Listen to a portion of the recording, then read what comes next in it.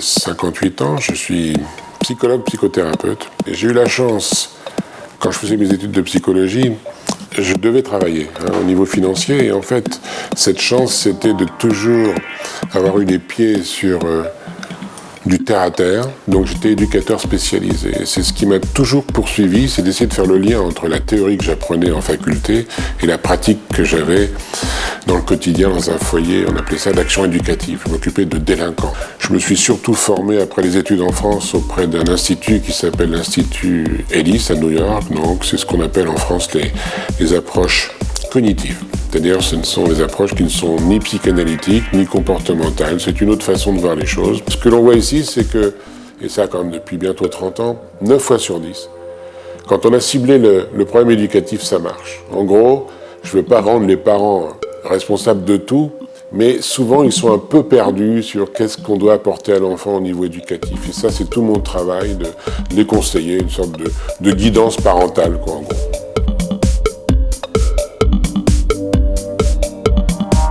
C'est pas le tout de dire à un moment donné je vais aider les parents.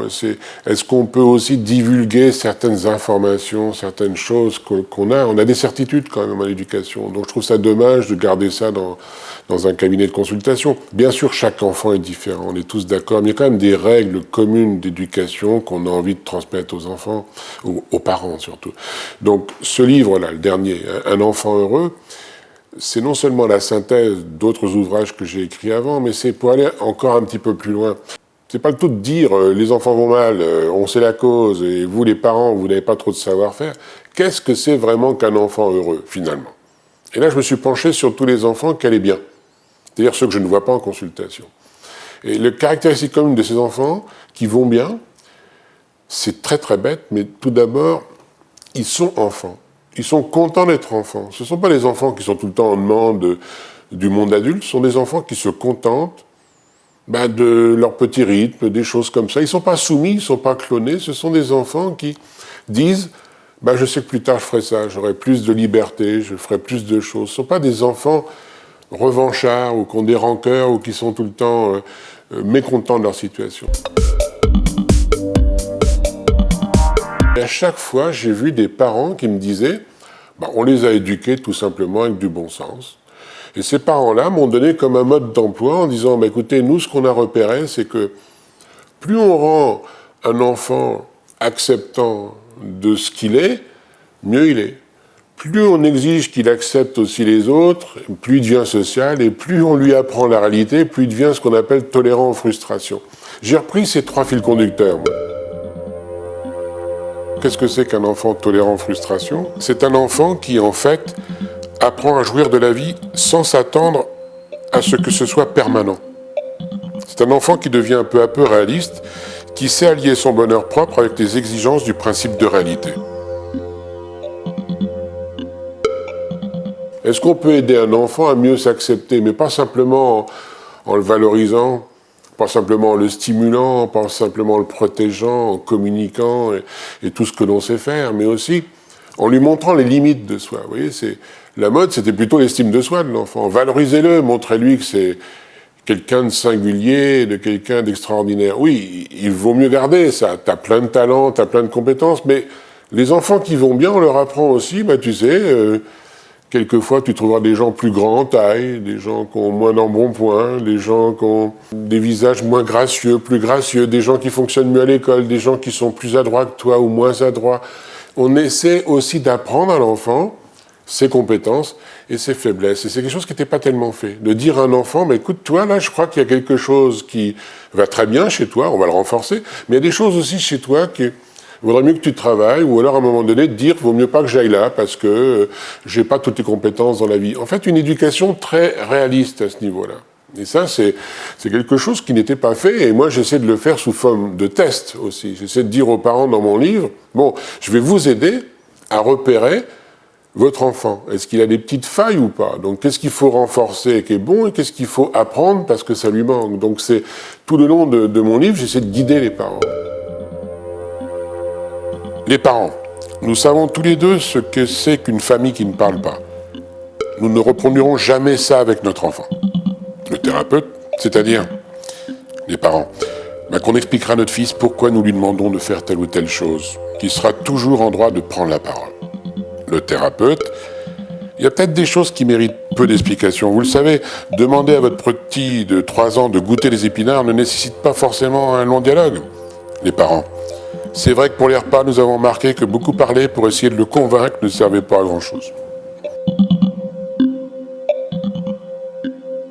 Les tests, c'est pas fait pour dramatiser, c'est surtout fait pour que les gens, objectivement, repèrent des choses. Parce que c'est ça qui manque souvent aux parents, c'est on a l'impression que mon enfant est comme ci et comme ça. Donc, non, un test, par exemple, quand je demande aux parents, est-ce que votre enfant a un centre d'intérêt un petit peu éclairci, éclairé? Les gens ne savent pas ça. Qu'est-ce que c'est un centre d'intérêt? C'est est-ce que mon enfant il est conventionnel, plutôt commercial, plutôt créatif, plutôt social, des choses comme ça. Et ça, voilà, centre d'intérêt de votre enfant. Donc voilà, quoi. Quelqu'un, est-ce qu'il aime les nouvelles expériences? Si effectivement il aime les nouvelles expériences, il aime tout ce qui est nouveau, peut-être que c'est quelqu'un qui aime bien l'initiative, la créativité. Si un autre est plutôt dans le sens, il a des moments de rêverie, il a des moments où il aime bien inventer des choses, on sera plutôt dans un profil chercheur. Vous voyez, je ne veux pas enfermer les gens dans un label, mais montrer qu'il y a des pistes qui vous aident, parce que souvent les parents sont perdus. Mon enfant, ça va être un homme orchestre. C'est pareil, quand on ne va pas fixer un enfant s'il est très social ou solitaire, mais il y a quand même des petites questions très basiques où le parent peut repérer, oui, tiens, c'est étonnant, mon enfant il préfère dessiner, colorier que d'être en activité physique ou en activité avec d'autres. Pareil pour les témoignages. Ça permet tout le temps aux parents de se situer. C'est-à-dire des fois ils se disent, il y a tout un passage sur les parents, on n'a pas à être parfait bien sûr. Donc j'essaie de montrer justement que les parents des enfants qui ont l'air plus heureux que d'autres, ces gens-là ne se posent pas des questions constamment, est-ce que je fais bien, est-ce que je fais pas bien. Il y a des témoignages qui montrent, oui, des fois on se trompe, c'est pas grave. On n'a pas bien fait un dimanche, on récupère le week-end suivant sur une autre activité. On n'a pas été à la hauteur, je sais pas quoi, un mardi sur le suivi scolaire, le mercredi on va faire autre chose. C'est ça que j'essaie de montrer, c'est qu'on est tous fait pareil. Les parents. Oui, mais une fois encore, cela semble plus facile avec les plus âgés. Dire à un enfant de 6 ans que la lecture n'est pas facile, mais qu'avec beaucoup de répétitions, il peut y arriver. Alors, le thérapeute. Ou dire à un adolescent comment on s'est sorti d'un chagrin amoureux, pour l'enfant, cela est toujours plus facile s'il possède le langage. Tu vois, en empilant ses cubes, tu peux faire une maison. Je crois tout de même qu'un tout petit peut apprendre à ne pas se décourager si on l'aide dans ces moments où rien ne marche comme il veut. Alors les parents, en l'aidant à trouver le bon morceau de puzzle, par exemple, le thérapeute, oui. Par modèle, une fois de plus, l'adulte lui montre qu'il y a une solution, mais il faudra bien sûr l'inciter progressivement à faire ses propres choix. Je t'ai montré, maintenant tu peux trouver tout seul. Les problèmes actuels avec beaucoup d'enfants et adolescents qui vont mal, c'est pas un problème d'ego dévalorisé ou fragilisé, c'est un problème de hypertrophie de l'ego. Deuxième fil conducteur un petit peu, c'est la tolérance aux frustrations.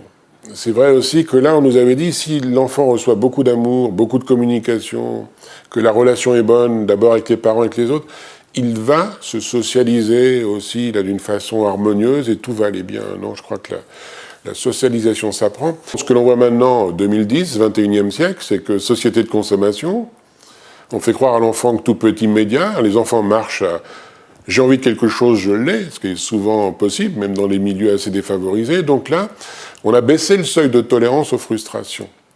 Et paradoxalement, la société actuelle, elle demande beaucoup plus de force devant les frustrations. A contrario, on est en train de créer des enfants qui sont très vulnérables. Donc j'essaie de dire dans ce livre aussi, mais si on n'apprend pas gentiment la frustration très tôt à l'enfant, il ne va pas l'apprendre tout seul. Frustrer, c'est pas faire mal, c'est montrer que devant le désir de l'enfant, il faut aussi répondre par « je ne peux pas répondre tout le temps à ton désir ». Alors qu'on nous avait dit il y a une trentaine d'années, le désir de l'enfant, c'est sacré. C'est ce qu'on appelle le principe de réalité. Et moi, c'est ce que je m'efforce de dire aux parents. Voilà comment on peut apprendre cette fameuse frustration qui est une construction psychique.